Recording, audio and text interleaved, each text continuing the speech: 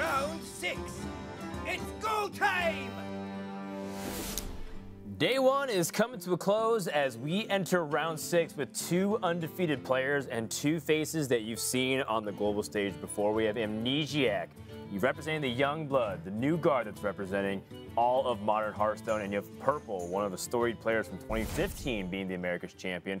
What will happen in round 6 as 2 5-0s go up against each other? My name is Frode, and I'm joined on the desk by TJ Sanders, and together we get to wrap up round 6 and day number 1. Oh yeah, with quite the electric matchup between 2 players. Yeah, I love going into round 6 because this is where we get to see sort of players separate themselves from the field, and these guys have done it time and time again.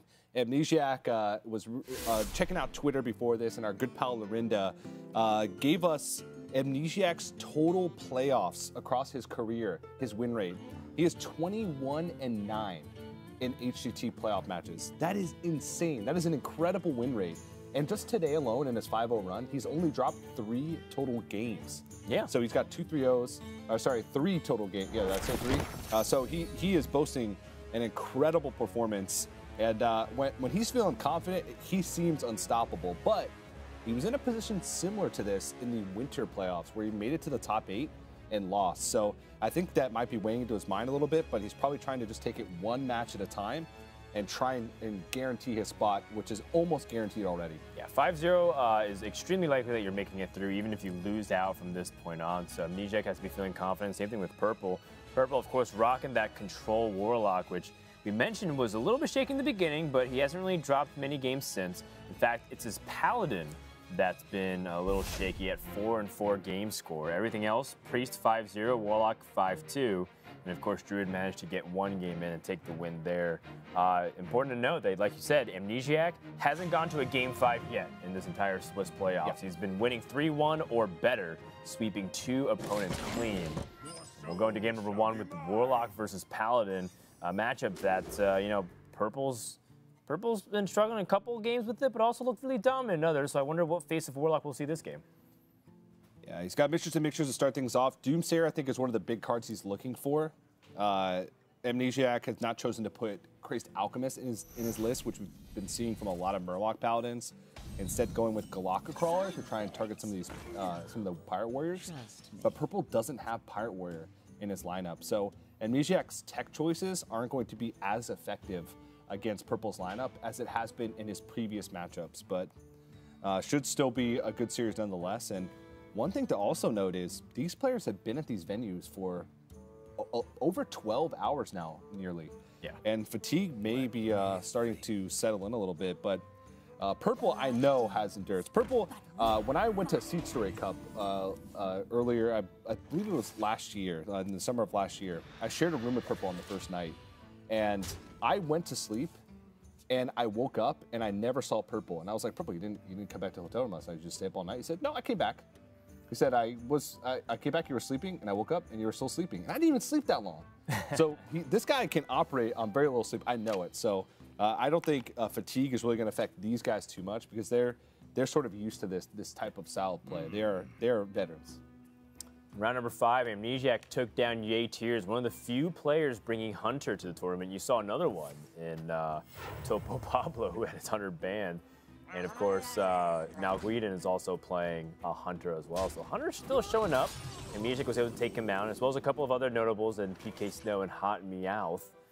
And of course, we also saw Purple a few times on stream, most recently against Ike, who was also killing it. So both these guys had some rough paths to get to this point, but so far smooth sailing. Yeah, Purple, I'm going to play Tarkreeper here, but this will be punished by War Leader number 2. He didn't really have another option. His other option would have been to tap and take whatever damage Amnesiasc was going to throw his way. It would have gotten him closer to Mountain Giant. It would have made his Twilight Drake a little bit bigger, but Obstacle is out, and Amnesiasc, really one play is the only one, and it is the value trade with the Tarkreeper. Maybe there's other things on his mind, but it seems really powerful at the moment. He even curves into Gentle Megasaur, and Purple's not able to deal with it. Yeah, it's pretty rare to see an opponent coin out a War Leader just naked onto the board unless they had either another War Leader or some way to guarantee its safety, like buffing it through a Rockpool Hunter with the trade or a Rallying Blade. But against any turn 3 from the Warlock, those are all really weak. So I feel like you can kind of peg them on the War Leader. Amnesiac kind of debating if it's worth going for this War Leader right now, but it absolutely is. You are susceptible to a Mortal Coil, but nothing really much outside of that. Yeah, and purple can Spellbreaker one of these War Leaders to try and take some damage off the board, but Spellbreaker is such an important card in the matchup. Spike-Rich Steed, Bone Mare, Tiered Forging as you work your way up the curve, and Corpse Taker may seem like it makes it an interesting choice, but Gentle Megasaur is almost 100% the play, and +3 health is probably the only one. He could Poisonous and trade into Twilight Drake, and also contest the next threat with Murloc War Leader, but the War Leaders are the Murlocs that you want to try and protect, not use to trade up most of the time. The only problem with the +3 health is that it still kind of gets, it's like similar to the Poisonous in the fact that one War Leader is just doomed to die on the board.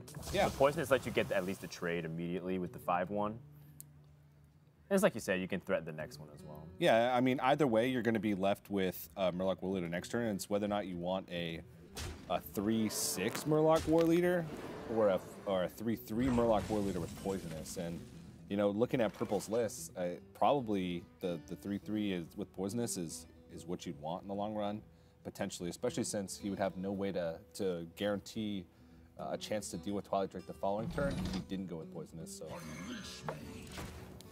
yeah, happens to line up really nicely with the Dreadlord because nothing gets killed and you get a nice clean snipe onto it. Unless Amnesiac has better plans with maybe a second Megasaur. Second Megasaur can get Divine Shield, keep the War Leader that's Poisonous alive even longer. And it is one turn off from the devastating and powerful Abyssal Enforcer, which will clear everything. +3 health also works too. it does. And I like it because it keeps the momentum on Amnesiac's side to keep pressuring the Warlock. One of the big things about any deck that's tempo-oriented against Warlock is to keep pressure onto it because Warlock's just gotten so bad at restoring health. They've become really good at board control, but it often comes at a huge price of their health. Yeah, really the only ways they have to gain health nowadays in the current list are Blood Reaver Gul'dan when they can get that out, and Siphon Soul. And Siphon Soul is not a very reliable way to deal with, to gain health because you're killing one minion and only gaining 3. So a lot of times the rest of the minions on the board with aggressive decks are going to make up that damage and then some. Oh, does run to Abyssal Enforcer, so he can start peeling off some of the damage on the board, and purple may be able to turn the corner, but Spike-Rich Steed looking like it's going to be slated for Amnesiac this turn unless you can find something creative to get his way out of this, but Abyssal Enforcer has to be on his mind. Yeah, Abyssal Enforcer and of course Spellbreaker is both like something to consider on both ends of the spectrum. Abyssal Enforcer is actually not as common as you think it is because purple does run an anti-aggro list. Therefore, he has only one Abyssal Enforcer. It's just as likely for his opponent to have Abyssal Enforcer as to have the Spellbreaker. So Amnesiac goes a little bit wider into the board, hedges his bets by trading into it. He actually sets up lethal next turn if Abyssal Enforcer comes down, because unless he draws the Storm Watcher. Oh no, he's already got the Wind Fury. You're right, yeah. Wow. So that's just checkmate. Game with the Spike-Rich Steed. A great play by Amnesiac, spotting that lethal a few turns out, not going with the obvious turn 6 Spike-Rich Steed, and closing out the game. Well played. Great spot, good setup, perfect bait, and the trap's been set and effective. Amnesiac starts off the series with a Game 1 victory. Very cleverly played, and I mean, if I'm purple, I don't blame him because it's, you know, that looked like a very clean Abyssal Enforcer, and it's like, well, my opponent has to have Blessing of Kings, or he has to have like the Bone Mare, and the Spike-Rich Steed, but I have to kind of play this way because the board's way too wide. Yeah, and Amnesiac, he makes that type of play look easy. But when you're in that situation and you're like, well, turn 6, I have minions on the board, I want to try and protect it. The obvious way to protect yourself against Abyssal Enforcer is to put stuff out of range of Abyssal Enforcer. Right. It doesn't usually cross your mind to try and say, well, what if I go with this play? If he does have Abyssal Enforcer, if I make the read that he has it, can I just kill him the following turn? That's exactly what he did, and nicely spotted, and a big win. Paladin probably going to take a win against a lot of purple decks, I feel. It's got some pretty good matchups across the board, but still, big win. think the big concern is how the Warriors going to face, as we'll check in with that series back in just a second. You take a look on your screen here. Some of the other matches happening around 6. A couple of Tavern Heroes making an appearance. We got D Pac-Man at the top left, trying to fight for all the people who were able to make it through the Tavern Hero program. We mentioned Yay Tears, and he's one of the few people bringing Hunter to this tournament. He's right now fighting for a spot to go 5-1, and of course Ike versus Blakers, another Tavern Hero. Yeah, and then Sohyun, he just had a runner-up performance, DreamHack Montreal.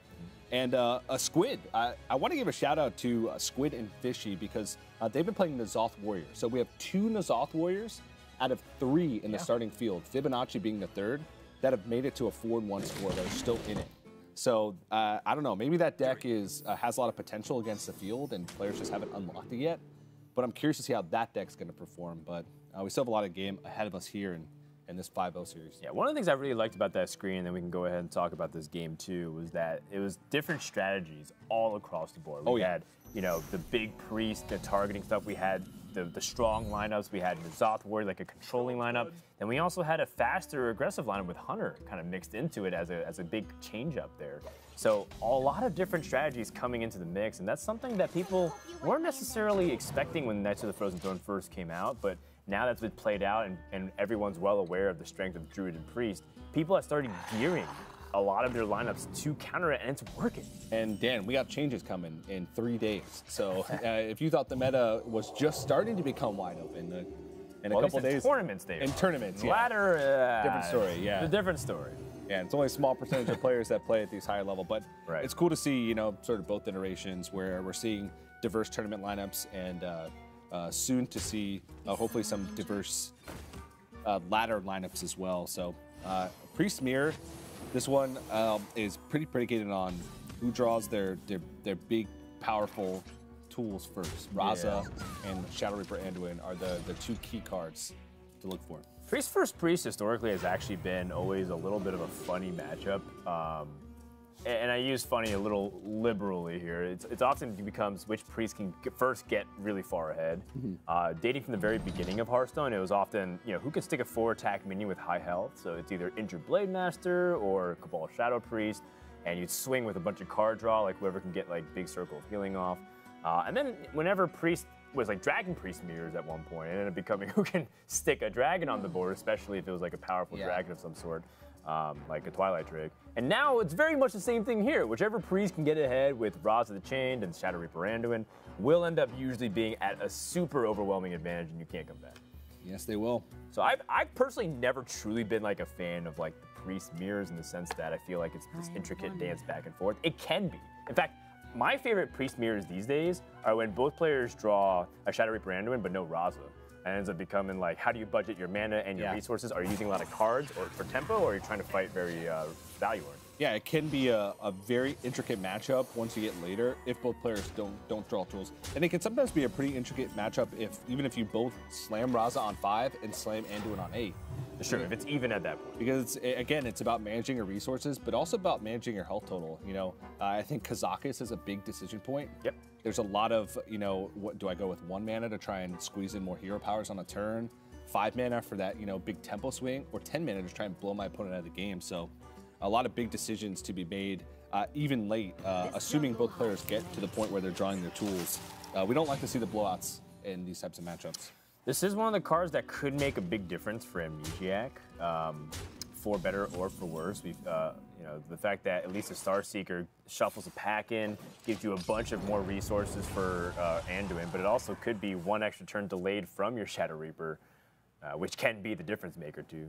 Yeah, and you know, Purple has opted to go for Alkanai Soul Priest and Circle of Healing package, as well as Cabal Shadow Priest, which Amnesiasc does not have a copy of. Instead, he has at least a Trailblazer, and a little bit more, I believe, on the early curve is where the big difference lies for these players, with like a Holy Smite in Amnesiasc's list to help him fight and maybe even push some damage later on in the game. Yep, as you see on the right side of your screen, these are some of the cards that separate Amnesiasc from at least some of the other lists, although I think more and more people are accepting Prophet Valen as core to the deck. Before, in the previous weeks of the playoffs, that wasn't the case. Some people still didn't play Prophet Valen last week, and they got very far in the tournament. But I think these days almost everyone's playing Prophet. It was like our common denominator of all the priest decks that were having success was Prophet Velen. It's just such a powerful card, and I think Amnesiasc was actually getting a little bit of hate for his Elisa Trailblazers. Right? Some of the Highlander Priest purists don't like that card at all. And even purple side. Purists. It's been like a month of the expansion. There's still people that latch onto the deck, call it their own, and evangelize to the world that they are the go-to expert on Highlander Priest. But it's definitely got some flexibility, and I'd like some of the diversity in tech choices that we're seeing. Little funny thing here, Amnesiasc used Mind Visions and got Prophet Valen. He had a 1 in 8 chance to be able to land a Shadow Reaper Anduin, which would have been super duper powerful. But also has a Thought Steal, so that could potentially pick him up Raza. But right now, Amnesiasc needs one of the tools that make this deck churn. He needs Raza Kazakus or Shadow Reaper Anduin. Kazakus being sort of a nice to have, but not a must have. Or else, purple, he's already a card ahead in that sort of race to that combo. And I don't know if those are the ones he wanted to see. It does give him some information, but that information really is useless. Well, if you're not going to get the power cards, at least you can get cards that cycle. So the Acolyte of Pain is at least useful to cycle through your deck. Sure, yeah. And the game, you know, this kind of matchup rarely fatigue ever matters. So overdrawing only matters if you burn a card that's relevant. I think you're okay drawing, and purple's got pretty much everything he wants by having this Raza to change, and now Shadow Reaper Anduin comes out. I think Amnesiasc's going to be really far behind. He needs to draw Raza or Shadow Reaper Anduin now. Yeah, and if you don't really know this matchup or are unfamiliar with it, purple playing Raza the Chained into a Doomsayer and knowing that his 5/5 is going to die is pretty indicative of what this matchup is about. It's not about minion pressure at all. Yeah. It's just about getting to the tools as quickly as possible and utilizing the free hero powers that reset from Shadow Reaper Anduin to close out the game as quickly as possible. So he does not really care about a 5/5 because he knows that a lot of cards in Amnesiasc's deck are going to remove it anyway. So it's just about getting that tool out there and getting that machine gun Anduin rolling as quick as possible. Oh man, this happens to play directly into Shadow Reaper Anduin. And that's probably just going to be the beginning of the end here, unless Amnesiasc can chain draw. Yeah. Specifically, the 2 cards he needs. Now, again, part of the thing about this mirror is that even if you get Raza and Anduin on curve with resources, it takes a while to whittle it down. Yeah, it does. And sometimes holding on to the natural hero power can sometimes give you an edge if your opponent's using a lot of resources to try and burn you down. And you're just able to heal a little bit back up and then drop Raza and Anduin. But Amnesiasc's just not drawing anything. Even with the multiple card draws this turn, still only picks up Shadow Visions, Holy Nova, and basically almost every card in his hand is dead. Is it worth dropping Acolyte here? I mean, it's risky. You could burn potential card, but you're more likely to draw the right card than to burn the wrong card here because you're drawing 2, and you can put 2 in your hand, burn 1. I guess you would burn 2 if your opponent forced you to draw maximum. And of course, you draw 0 if your opponent gets the Cabal Shadow Priest. Yeah. And purple's actually going to choose to draw a card. I think he realizes that it's not worth just trying to deal a little bit of damage to Amnesiasc at this point because he's going to heal it back up. It's more worth it to draw cards because in the long run, that's going to help him have those big turns where he can get a huge burst of damage right away instead of letting Amnesiasc slowly heal up over time. And picks up a Gruul Pack, but honestly, what can that even get him at this point that can help him? And that's if he can even empty his hand enough to use it. And purple, by also killing his Acolyte of Pain, played around Potion of Madness for Amnesiasc to be able to draw a card. In a weird way, played around Shadow Word Horror, even though purple at that point probably wouldn't have been too upset if he used Shadow Word Horror to clear off an Acolyte of Pain. This is rough for the young savage himself.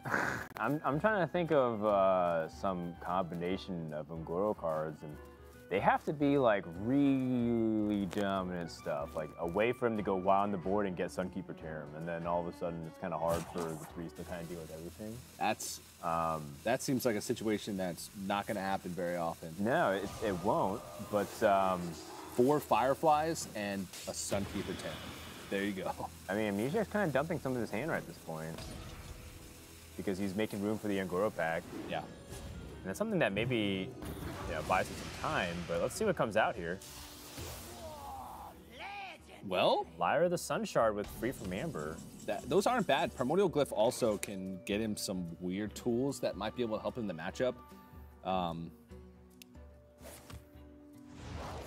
Like, say he gets another greater healing potion that can keep him in the game for a little bit longer, and also can weave it in. That might be enough. And Purple, I think the 1 mana potion hype train is definitely real. Yeah, I love the 1 mana potion. I think one of the first people I saw doing this was Muzzy. A lot of people were just jamming 10 mana potions and weaving them in, but 1 mana just gives you that extra burst. Like, it's just 5 damage in 1 mana, and he picks draw a card. Sometimes even gain armors enough. You just gain a little bit of health and weave it in with the rest of your spells. Almost 6 damage with Prophet Valen. Prophet Valen, yeah. That's another reason to do it. Yep, for sure. I mean, we might be looking at a lethal opportunity next turn for Purple. We have to start counting damage because he has Prophet and Radiant Elemental. So he goes Hero Power 2, Prophet Valen 4, Radiant Elemental, which would be 10 damage. The potion is 10, so that's 20. Yeah, that's lethal. That's just game-ending damage right there. He's got Silence. He's also got Circle of Fury. That's insane. Yeah, from 26 health. That is enough damage to end the game. And Amnesiasc knows it. Taking a sip of his water, watching the fireworks happen. Purple saw this one, I think, a couple turns ahead. I think that's one of the big reasons he went for 1 mana potion. But again, showing the power of Prophet Valen. Well, I mean, specifically showing how lopsided this matchup is. If one person draws specifically all the pieces that he needed. Purple had everything benefits from Singleton in Kazakus and Raza.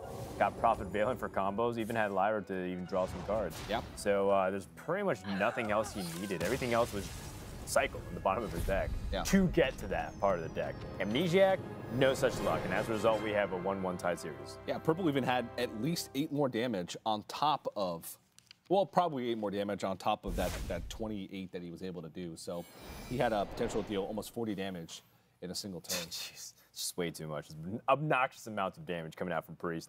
But, Priest will probably get a win, and again, what the focus then becomes, how will this Warrior be able to get a win if Purple has so many Galactic Crawlers targeting these kinds of decks?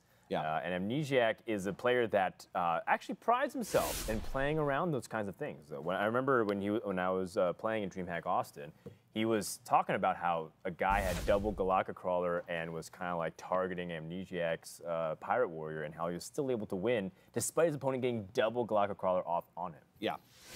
It's a tough thing to overcome, and Purple has almost the maximum amount of Galactic Crawlers that he can possibly have in his 3 decks that are Jade Druid. He's got, well, I guess he does have the maximum if you consider the Priest, True Highlander, which you have to have 1 of each copy. So he's got 1 in that, 2 in the Paladin, and 2 in the Warlock. So that's going to be tough. But Amnesiasc, I feel, is one of the best players at sort of playing around those type of tech cards. I think you brought up a situation earlier today about a match you watched with Amnesiasc playing Pirate Warrior. And not playing a Pirate until turn 5, turn 6, just because he knew the possibility of a Galactic Crawler was real. He hero powered passed twice. Yeah. And he equipped a weapon, passed, and then the opponent was just like, well, I guess I just don't play anything either because I have Galactic Crawlers. And then he just went 4 Pirates, Galactic Crawler 2 of them, and then he just killed them. Yeah. It was really eye-opening at one point. I was just like, wow, I can't believe it. Most people just say if I get Galactic Crawler once, I lose the matchup, let alone twice. And that's a different bridge, though, and we'll cross it when the time comes. For now, we're going to go into Paladin versus Priest. Purple's Paladin won't fare too much better against the Priest, but he does have a couple of additions that will help him, like the Stonehill Defenders, for example. That's going to be a little bit more useful compared to the normal list that we used to see. Yeah, Purple, not even thinking about that turn 1. You can see how fast he played it by how the Violent Inquisitor didn't even make it to his hand before it was placed on the board. He's just willing to give up the card draw because he knows he'll be able to coin out Murloc Warleader next turn to trade it over. So definitely a conscious decision. It's also kind of a giveaway to Amnesiasc. Not that it matters, because it wouldn't have affected his decision at all. But who knows? Maybe it does. Maybe he changes his game plan and goes for Doomsayer to try and you know, stall the pressure instead of drawing the card. Well, Doomsayer is effectively gaining life. You pretty much expected Doomsayer to die, but what's powerful about the Doomsayer is that if he doesn't have it, you're cooking. You have Priest of the Feast, you have at least a Trailblazer. So if your opponent doesn't answer this Doomsayer, you can just win on the spot.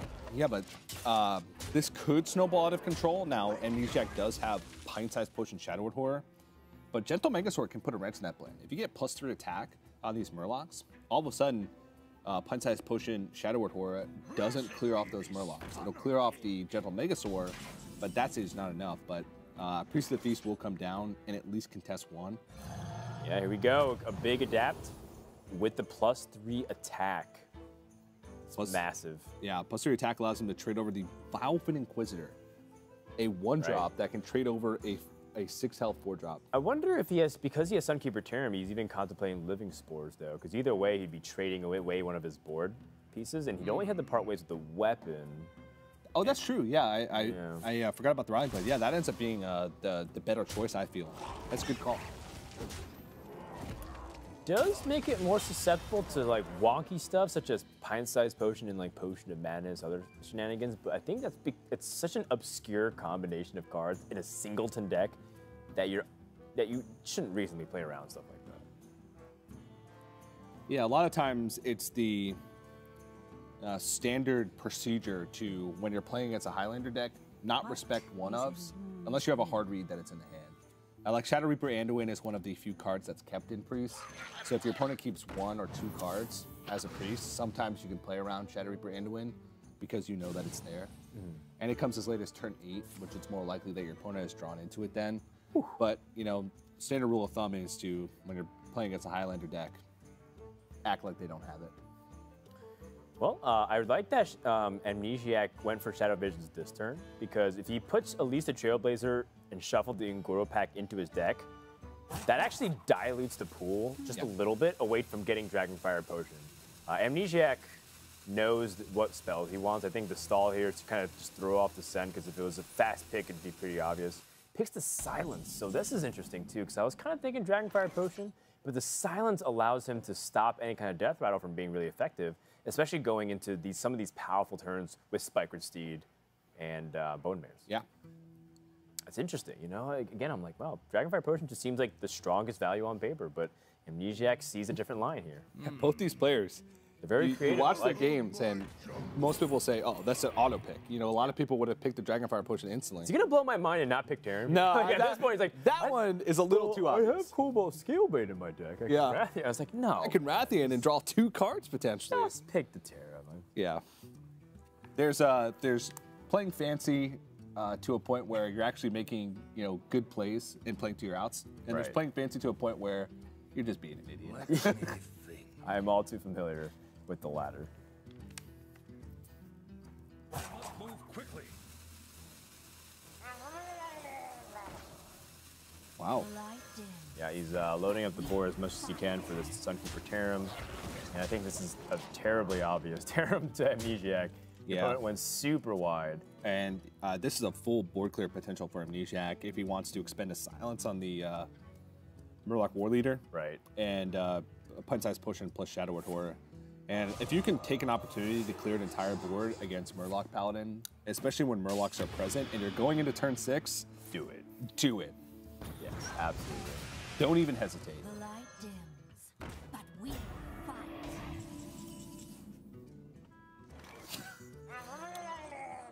Maybe we should have picked Rathian. Nah, it was the next card. So if he'd picked Rathian, he wouldn't have been able to play it in time. You're right.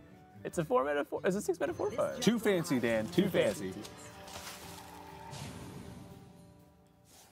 Those pants too fancy. Amnesiasc finally getting down to the board a little bit, and this is where the shadow. Ooh, man, Purple's got some really powerful turns coming up here. Yeah. The Righteous Protector, though, how annoying is that card? You have to double trade and then play Sunkeeper. Yeah, and I'm curious to see if Amnesiac's going to play Shadow Reaper into it now or save it for when there's one 5-attack me. I guess it's a full board clear. Full board clear. Tyrion's going to slightly punish it, but you can't pass up the opportunity for a full board clear plus a card draw. It's not even like the biggest of punishes because you're at a high life total and you have Gluttonous Ooze. Purple's rolling his eyes. He's rolling his eyes because he realizes that his window is closing against his deck. And because Amnesiasc has a decent amount of cards, he will be able to outvalue Purple. Purple has some of his heaviest cards, though. He's got Tyrion Forward Ring, that's a second Sunkeeper Terran from the Stonehill Defender. Ooh, Glocker Crawler is not. It's something. It's Steph. Yeah, he can't quite get through the Tyrion this turn because no Raza. But he's getting close. He's got Gluttonous Ooze when Ashbringer eventually comes out, so not that big of a deal. Does need some help with his draws, though, but the one thing about the Highlander Priest, it's incredibly scrappy. Ooh, okay, I was thinking about the getaway Kodo possibilities. Forgot that the Priest can just choose what it kills, though, so it's not that big of a deal. I was thinking, oh man, what if he gets the value off of Tyrion coming back? Not going to be the case here. There's not too much value into it, perhaps Noble Sacrifice, unless you really want to get redemption onto the Murloc. Well, yeah. Or Eye for an Eye just for 1 mana, 2 damage. Yeah. I think Redemption's probably the choice. It's not going to get used this turn. It actually goes with Noble Sacrifice. Yeah, I think Noble Sacrifice is probably his best value. The minion sticks onto the board. Yeah, I guess it's just going to protect his minions as much as possible.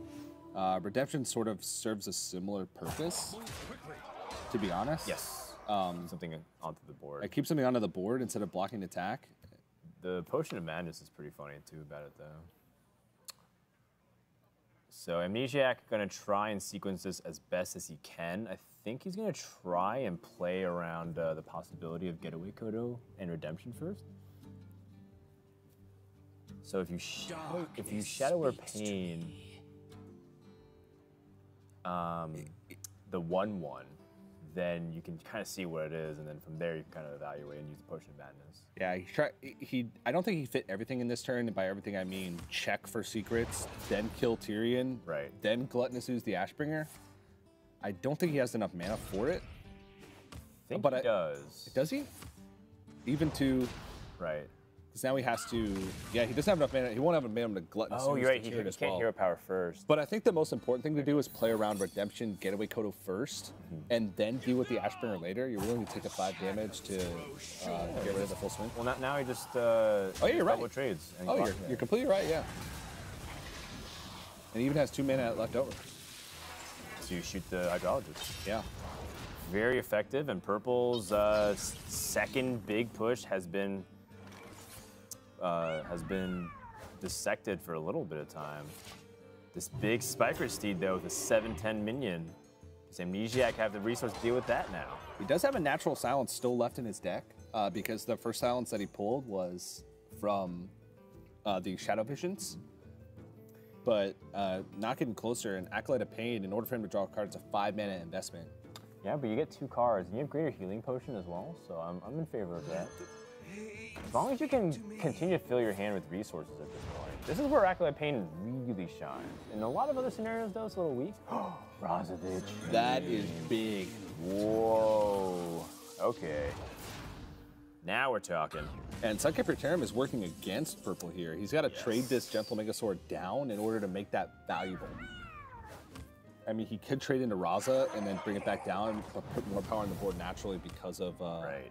Oh, you heal the Acolyte to get another draw? So awkward. Purple says, forget that. I'm just going to go face a 7 and hope your opponent can't deal with it. Spirit Lash comes into the hand for Amnesiasc, though. That's a way to clean up a lot of these small tokens. Shadow or Death comes into the hand, and this is the March of Victory for our American players. He should be able to pick apart the rest of this board. Yeah, he can hero power. His victory.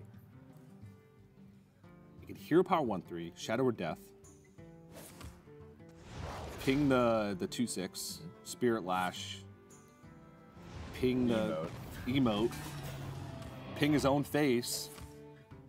Greater Healing Potion.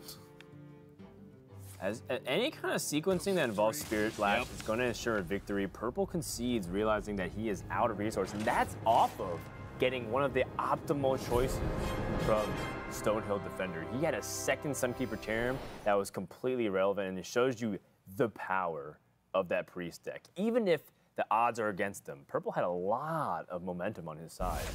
It wasn't enough. Yeah, but we've seen Purple in a situation like this one, but an even tougher one. Right. When Pirate Warrior remains for Amnesiasc, and we saw in his series against Ike earlier that Purple was able to complete a reverse sweep against Pirate Warrior. And I don't know, can it happen again? Can Purple pull it out against the Pirate Warrior?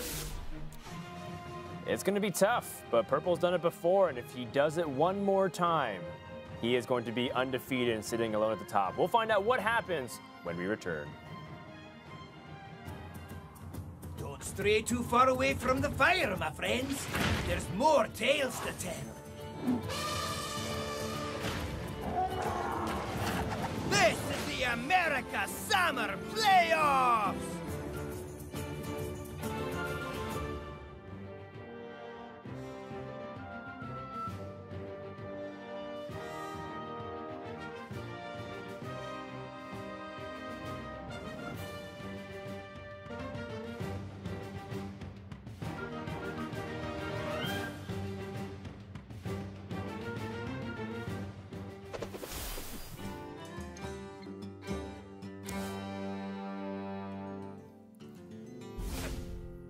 Amnesiasc currently up 2-1, one game away from finishing out day number 1 undefeated. And if he's able to close out this final game, he also has not gone to a game 5 yet. Can he continue that streak and go into day number 2 with all momentum on his side of camp? Yeah, also, even though he's likely now, if he goes 6-0, he guarantees himself a spot in the top 8, which would actually make him the first player from North America or Europe to make 3 HTT playoff top 8s.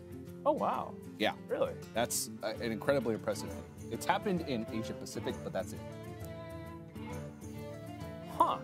Well, that would be quite the accomplishment. It would be. And also, currently, with the updated record from this round, he now moves up to a 23-10 lifetime HTT score, which puts him about a 70% win rate in Hearthstone Championship Tour events, which is, again, incredibly impressive. Yeah, I mean, the only person that rivals him is Pavel. It's Pavel.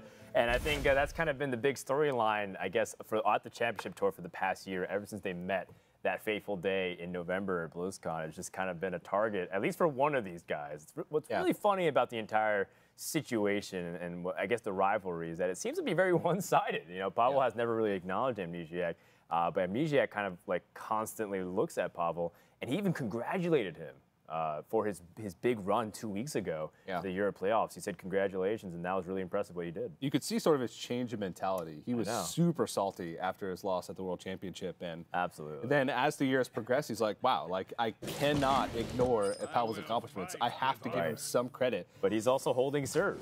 This is extremely impressive performance from both these guys, Purple and Amnesiasc, showing that their performances are not flukes. You've seen Purple become the champion in 2015. We mentioned that. He also won a DreamHack Winter, and that was one of the most competitive DreamHack Winters I remember, because that was back when everyone still went to DreamHack. Yeah. These days, it feels like a lot of people are split because there's so many DreamHack events. There's a lot more majors and opens. But back then, everybody went to those DreamHacks, and Purple was able to clear that right after his America's Championship, too. It was also one of what people refer to as like a dream meta. It was a very skill-intensive meta with like a wide variety of decks that had very high skill caps. There was very little aggro. I believe that was in like the Malagos Warlock days. Yeah, with Secret Paladin and a few other. Yeah. It was considered to be, you know, one of the best metas. You know, we can look back on that and say that all we want, but who knows what was the best meta? But people look upon those times fondly. Rest in peace, Patron Warrior. Indeed. Amnesiasc, by the way, going to start off with this Bloodsail Cultist. And while Purple does have the Galactic Crawler, a lot of damage already has been dealt. I guess in the sense pressure has been dealt. Because the Galactic Crawler will help. Oh my goodness. Double Galactic Crawler. This is okay. Purple that might is be doing too much. this. He's doing this time and time again in these Pirate Warrior matches. That's why you put the Double Galactic Crawler in there, and he's nearly hard mulliganing for it at some points. Of course, you're going to keep early Murlocs, but Galactic Crawler is the big swing card in the matchup, especially since Pirate Warrior has great ways to deal with early Murlocs. So, I mean, so I was going to say, the damage is already dealt in the sense that Amnesiac has the Bloodsail Cultist trains going. And that's when it starts getting out of control. Because, yeah, Noble Sacrifice stops. Yeah, you have the Galactic Crawler. But that second Galactic Crawler, though, that's intense. Like, because you lose 2 back-to-back 3/4s for free, and your opponents also set up their own Sepulchral Swing. So it's dramatic difference, night and day. And yet, despite all of that, Amnesiac still has a competitive chance in this game because he's got some really big swings the following turn as well. Yeah, he does. It's insane. Purple is not out of the woods yet. I mean, yeah, he's got 2, 3, 4 Galactic Crawlers on board, but Pirate Warrior can still piece together lots of damage over the course of a few turns, and Amnesiac does have efficient damage. Draw second Dread Corsair, which is a little bit weird. It will protect Bloodsail Raider if he chooses to throw that out now. And both Galactic Crawlers are gone, so now Bloodsail Raider, it hits pretty hard. Yeah. And your opponent has no Murloc, so Gentle Megazord's not really a punish. Turn 5's already really awkward as it is for this deck. There's only really the Scalebane and Finja. If I'm a Murloc Paladin, I get to choose 3 out of my 4 opening cards. I would pick Galactic Crawler in both of them and maybe the Hydrologist, maybe make a 1-drop too. And yet I still might lose in that position. I would go crazy. Yeah, now Amnesiac actually does decide to go to start cleaning off the board a little bit and go for a Kor'kron Elite. He wants to go for a big swing turn in the mid stages of the game. And this actually is going to work out better for him because Cobalt Scalebane could have snowballed a little bit because if he had gone for Bloodsail Corsair, Dread Corsair, or Bloodsail Raider, Dread Corsair, he would have been able to trade over his board, drop a Scalebane that would have had 2 targets to buff. And Amnesiac would have been dealing with a wide board, and he would have lost effectively both Dread Corsairs almost for free. Those Galactic Crawlers would have effectively almost 2.5 for 1 because of the weapon swings that would have been needed to kill them off. So really good point, TJ. And I'm positive that Amnesiac considered that possibility, and he's cutting down on what Purple can really do on turn 5 here, because turn 5 is really awkward, like we said, generally for this deck. Move quickly. yeah, now Purple is very incentivized to trade to save health total, or just play a single minion. Is that a face attack? It is a face attack. I told you, man, Purple I like the going race. face. Let's go. And he's kind of acknowledging that, yeah, this might be toast, but ooh. So Amnesiac could trade over Galactic Crawler, Arcanite Reaper, and then double Dread Corsair. So he's got 2 3/3s on the board, a charge of Arcanite Reaper left, and Purple has nothing. Absolutely nothing going to turn 6 with the Spike-Ridge Steed, which is often a convincing way to cement the board. And this could be the push that Amnesiac needs to get through. Yeah. Turn 6, he's down to 14 health, finally clears the board, gets past double Galactic Crawler. Amnesiac's making his push this game, and 3rd weapon comes in the hand for Purple. That is not what he wants to see. Yeah, and taking damage with these weapons over the next 6 turns does not go towards Purple's game plan. That is incredibly scary, and Bloodsail Raider is actually going to be protected when it comes down here. It is at a giant health total. But Amnesiac still needs a lot of damage to close out the game. He needs multiple hits from Bloodsail Raider, plus additional damage from his deck, whether it's another weapon or heroic strikes. I mean, he's got a lot of damage. If that Bloodsail Raider hits 1 time, he will be close to being in the money here. Purple only has more weapons, and that is useless to him. Spike-Ridge Steed's too expensive. And he traded off into a minion. Forwent the 3 damage extra to face to kill up that 1-mana Silverhand Recruit. So he's playing this one real well. That's an upgrade, 1 turn off. Amnesiac would have loved to be able to have that upgrade on that Arcanite Reaper. You can see pretty disappointed, to say the least, about the sequence of draws. But he absolutely, I think, swinging the weapon last turn is something that she should consider, considering that he needed to play this N'Zoth first mate to get a little bit more pirate pressure on the board.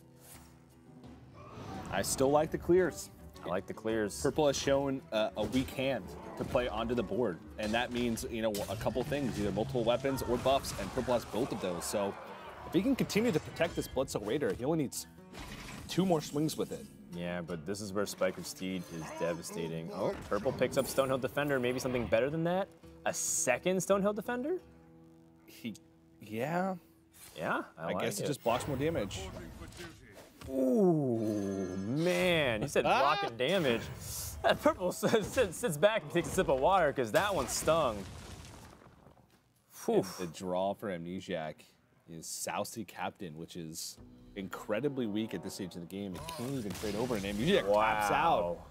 And he got him down to 7 despite double Galactic Crawler in the first 5 cards. So that game was a lot closer than I expected it to be. But in the end, Purple ties it up. He ties it up, and the Galactic Crawler techs are coming out in full force. The Crab Army is showing up, and Purple put it in his deck very deliberately. Murloc Paladin is a tough matchup. Pirate Warrior is a tough matchup for Murloc Paladin, but with those Galactic Crawlers, especially if you get 2 of them, it tilts it heavily in your favor. And Amnesiac also, with maybe 1 or 2 draws in terms of the sequencing, maybe he was still able to piece together. Imagine if he was able to attach that Arcane Reaper for damage instead of having to play a N'Zoth's first mate. Then he could push that damage and maybe leverage his board a lot better.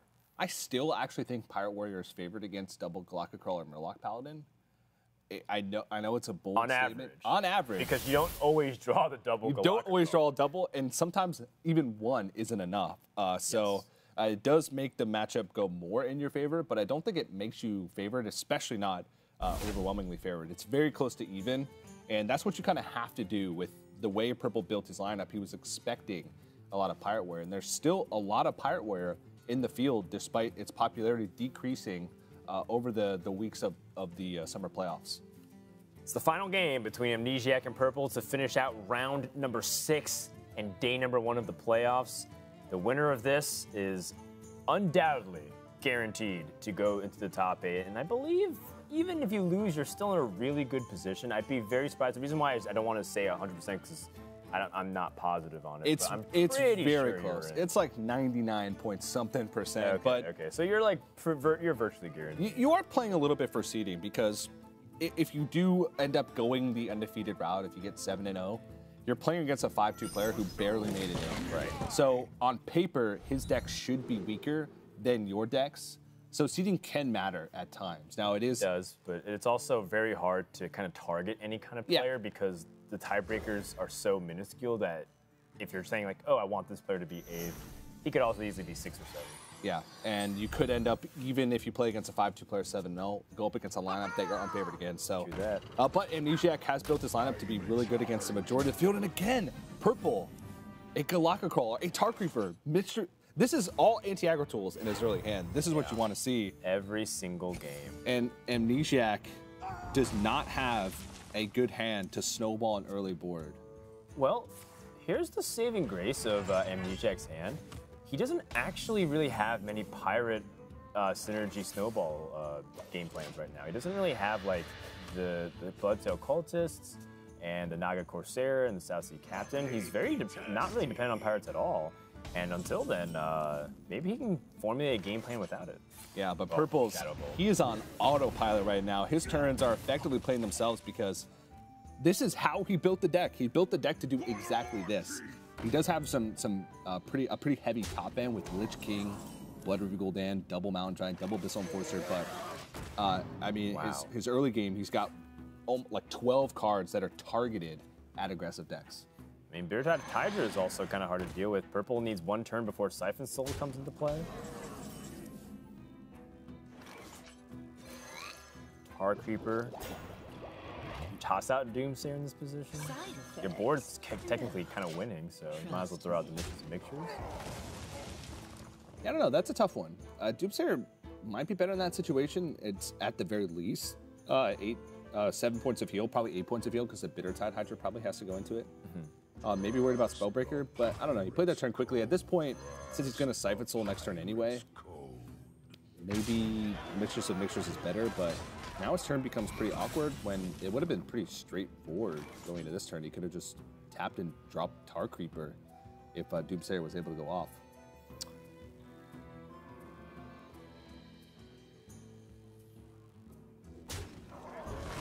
Hellfire will clear anyway.